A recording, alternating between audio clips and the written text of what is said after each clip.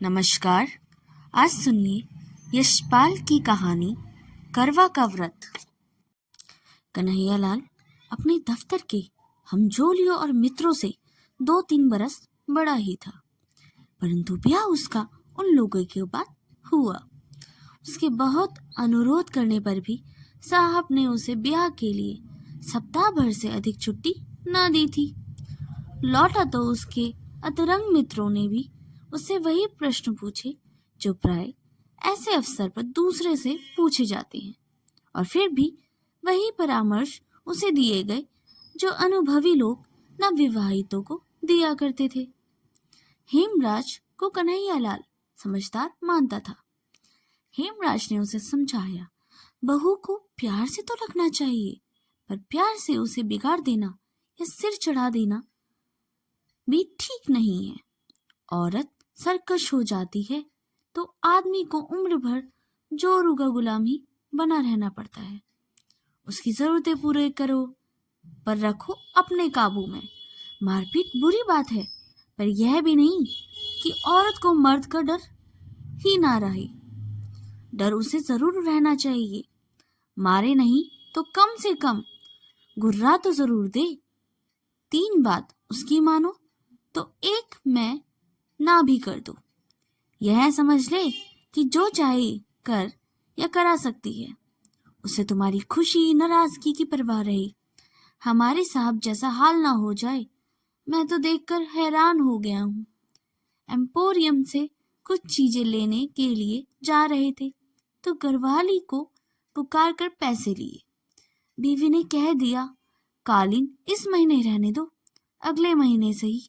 तो भीगी बिल्ली की तरह बोले, अच्छा, मर्द को रुपया पैसा तो अपने पास में रखना चाहिए, मालिक तो मर्द है।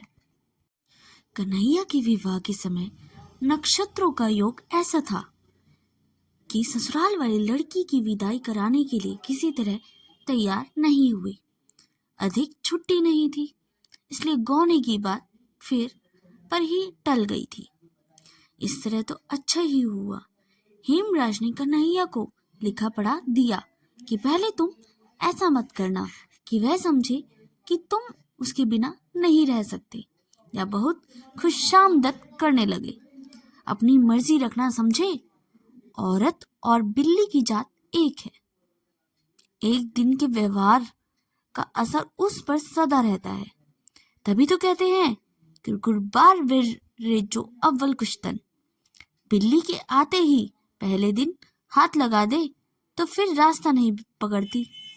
तुम कहते हो पढ़ी लिखी है, तो तुम्हें भी चौकस रहना चाहिए।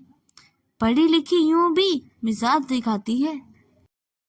निस्वार्थ भाव से हेमराज की दी हुई सीख कन्हैया के पल्ले बांध ली थी। सोचो, मुझे बाजार होटल में खाना पड़े या खुद चौका बर्तन करना पड़े तो शादी का क्या लाभ है। इसलिए वह लाजो को दिल्ली ले आया था। दिल्ली में सबसे बड़ी दिक्कत मकान की होती है। रेलवे में काम करने वाले कन्हैया के जिले के बाबू ने उसे क्वार्टर का एक कमरा रसोई की जगह सस्ते किराए पर दे दी थी। 100-1.25 साल से मजे में चल रहा था।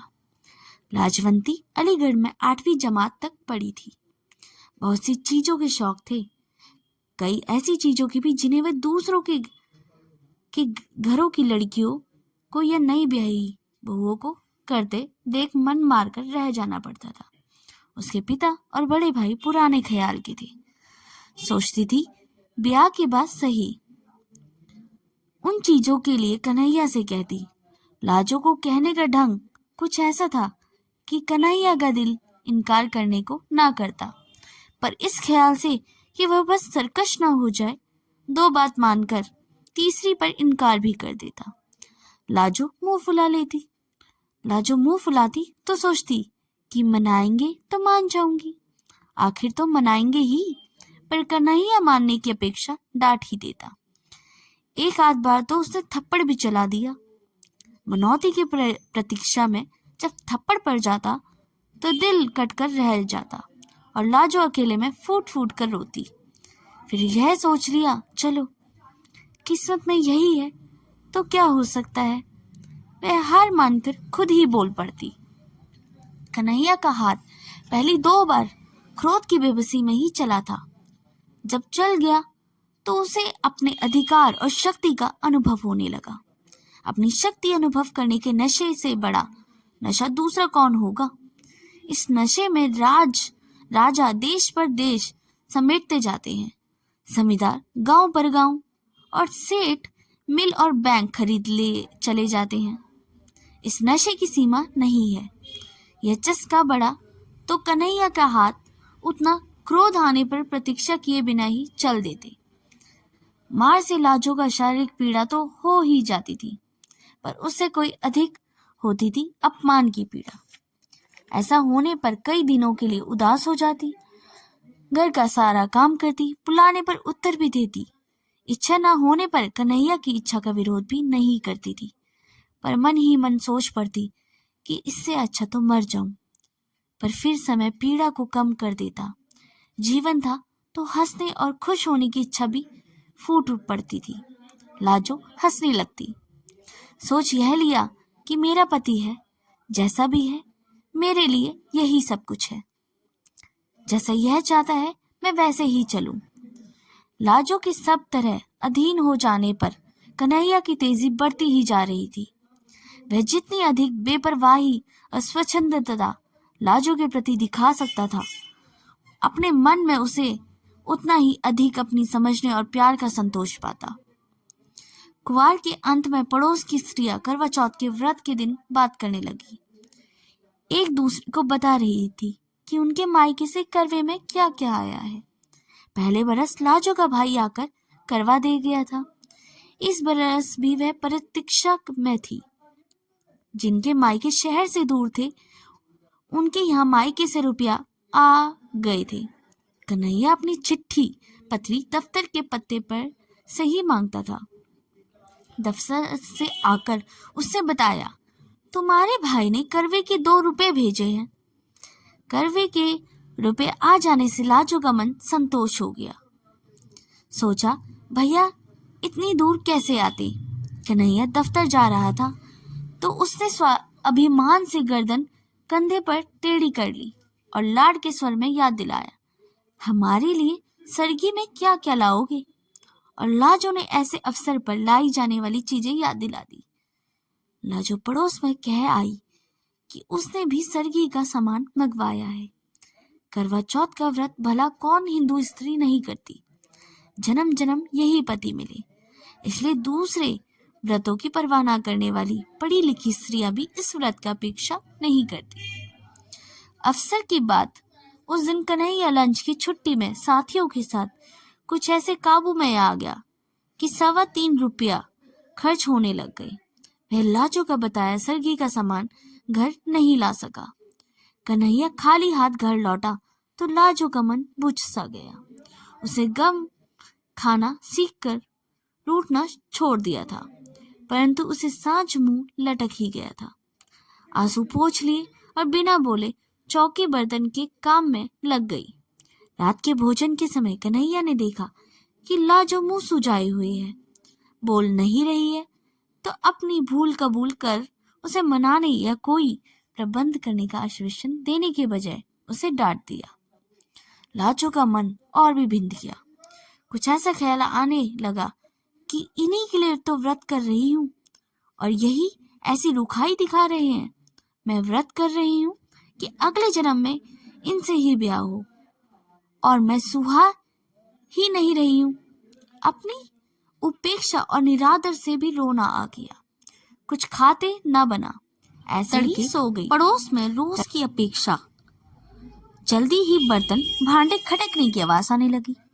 लाजो को याद आने लगा, शांति बता रही थी कि उसके बाबू सरगी के लिए फेनिया लाए हैं। तार वाले बाबू की घरवाली ने बताया था कि खोए की मिठाई लाए हैं। लाजो ने सोचा, उन मर्दों का ख्याल है ना कि हमारी बहू हमारे लिए व्रत कर रही है। इन्हें जरा भी ख्याल नहीं।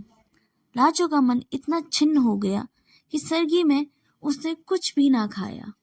न खाने पर अपने पति का नाम का व्रत कैसे न रखती। सुबह सुबह पड़ोस की स्त्रिया के साथ उसने भी करवे का व्रत करने वाली रानी और करवे का व्रत करने वाले राजा की प्रेसी दासी की कथा सुनने और व्रत के दूसरे उपचार निभाए। खाना बनाकर कन्हैया लाल को दफ्तर जाने के समय खिला दिया। कन्हैया ने दफ्तर जाते समय देखा कि लाजो मुंह सुजाए हैं। फिर डांटा, मालूम होता है कि 2 4 खाए बिना तुम सीधी नहीं होगी। लाजो को और भी रुलाई आ गई। कन्हैया दफ्तर चला गया तो वह अकेली बैठी कुछ देर रोती रही।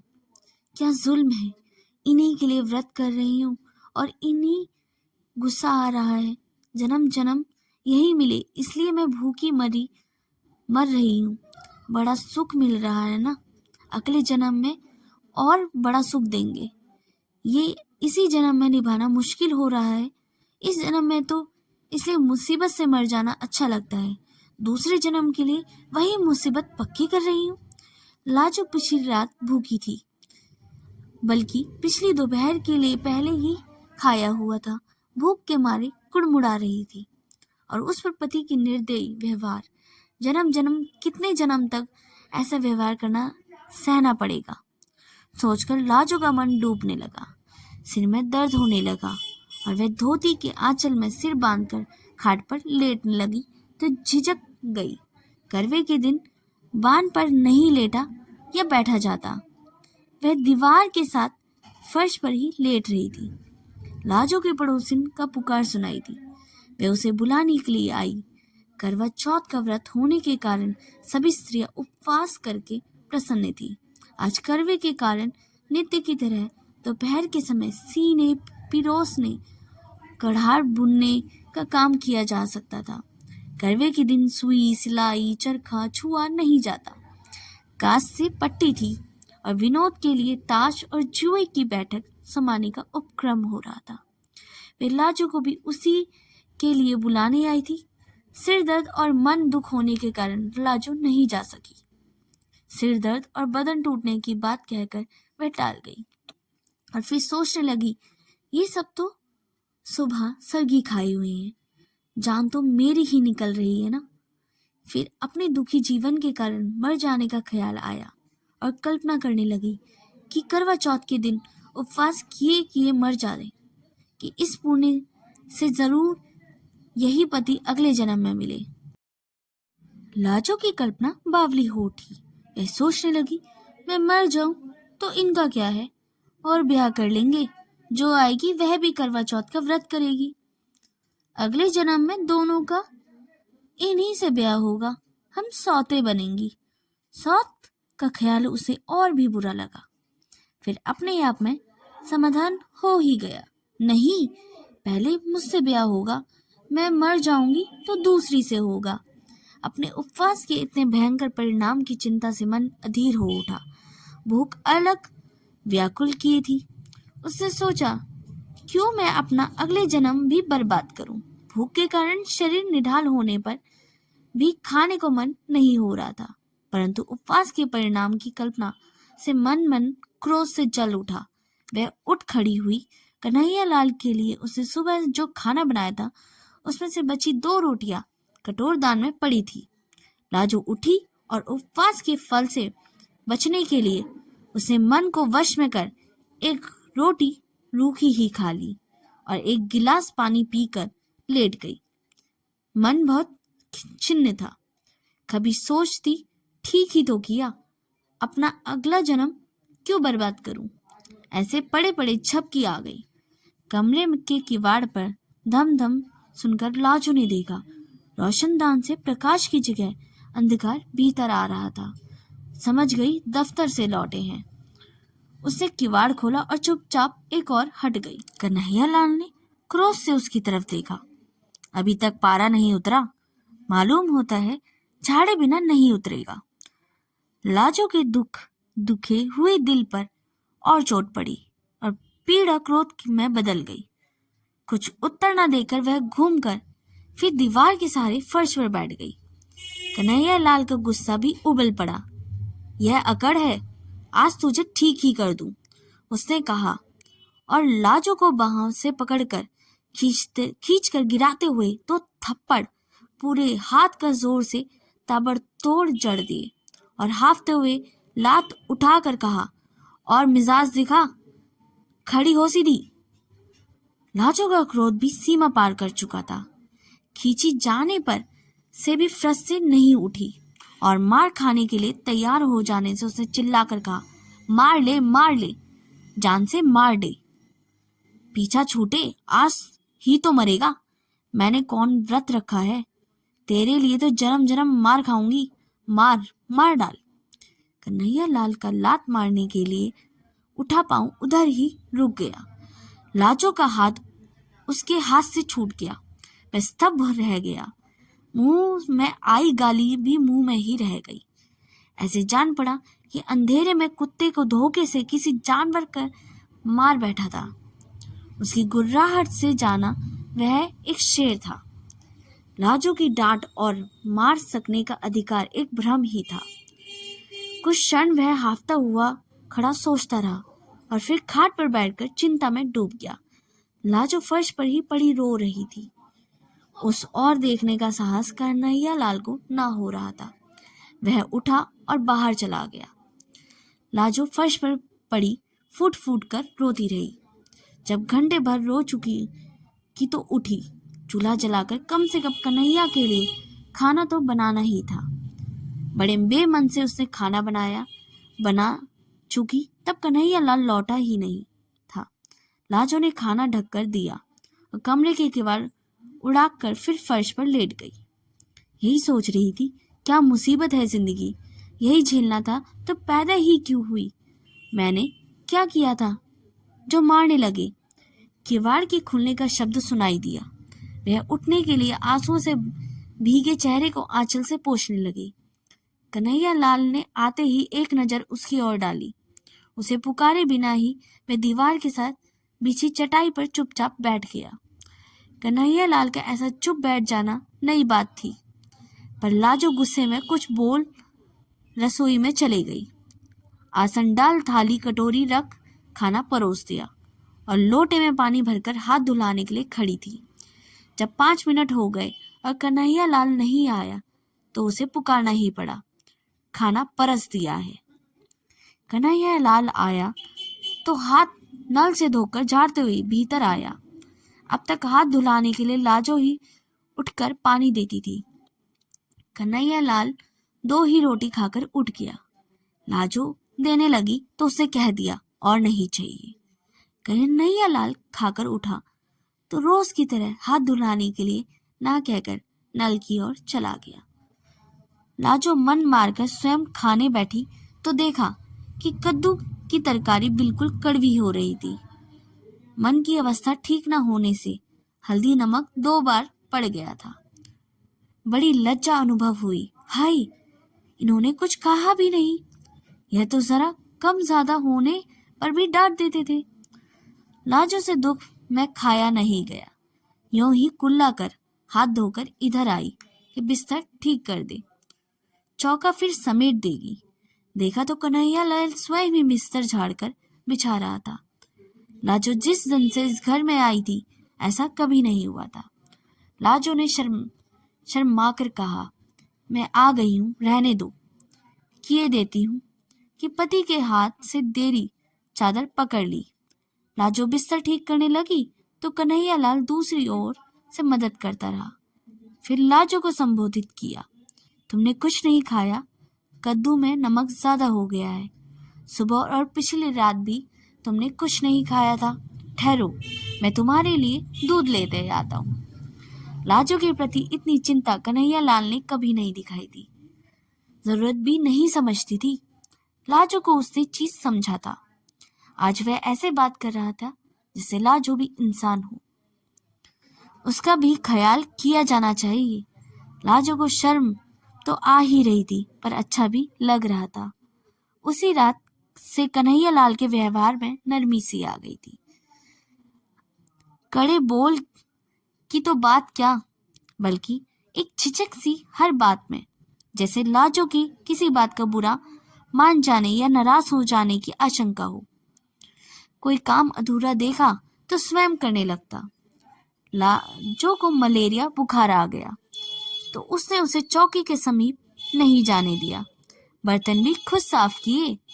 कई दिन तो लाजो को बड़ी उलझन और शर्म महसूस हुई, पर फिर पति की और अधिक प्यार आने लगा। जहां तक बन पड़ता, घर का काम उसे नहीं करने देती। यह काम तो मर्द अच्छे नहीं लगते। उन लोगों का जीवन कुछ दूसरी तरफ हो गया था। लाजो खाने के लिए पुकारती तो कन्हैया जिद करता, तुम सब बना लो, फिर एक साथ बैठकर खाएंगे।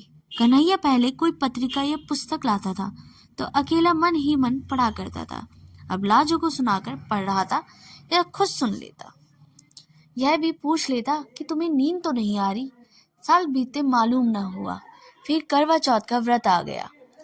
जाने क्यों लाजो के भाई का मनी ऑर्डर करवे के लिए ना पहुंचा था। करवा चौथ के पहले दिन कन्हैया लाल दफ्तर जा रहा था। लाजो ने चिंता और लज्जा से कहा, भैया करवा भेजना शायद भूल गए। कन्हैया लाल ने सांत्वना से स्वर में कहा, तो क्या हुआ? उन्होंने जरूर भेजा होगा। डाक खाने वालों का हाल आजकल बुरा है। शायद आज आ जाए या 2 दिन बाद आए। डाक खाने वाले आजकल मनी ऑर्डर के 15-15 दिन लगा देते हैं। तुम व्रत उपवास के झगड़े में मत पड़ना, तबीयत खराब हो जाती है। यूं कुछ मांगना ही है तो बता दो, लेते आएंगे। पर व्रत उपवास से क्या होता है? सब ढकोसले है। वाह, यह कैसे हो सकता है?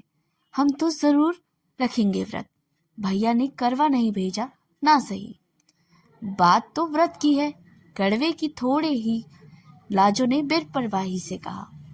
संध्या समय कन्हैया लाल आया तो रुमाल में बंधी छोटी गांठ लाजो को थमाकर बोला, लो फेनी, मैं ले आया हूं, पर व्रत के झगड़े में नहीं पड़ना। लाजो ने मुस्कुराकर रुमाल लेकर अलमारी में रख दिया। अगले दिन लाजो ने समय पर खाना तैयार कर कन्हैया को रसोई में पुकारा, आओ खाना परस दिया है। कन्हैया ने जाकर देखा, खाना एक आदमी के लिए परोसा था। और तुम? उसने लाजो की ओर देखा। वाह, मेरा तो व्रत है, सुबह सर की भी खा ली, तुम अभी सो ही रहे थे। लाजो ने मुस्कुराकर प्यार से बताया, यह बात तो हमारा भी व्रत रहा। आसन से उठते हुए कन्हैया लाल ने कहा। लाजो ने पति का हाथ पकड़कर रोकते हुए समझाया, क्या पागल हो गए हो? कहीं मर्द भी करवा चौथ का व्रत रखते हैं? तुमने सर की खाई कहाँ है? नहीं नहीं, यह कैसे हो सकता है? कन्हैया नहीं माना।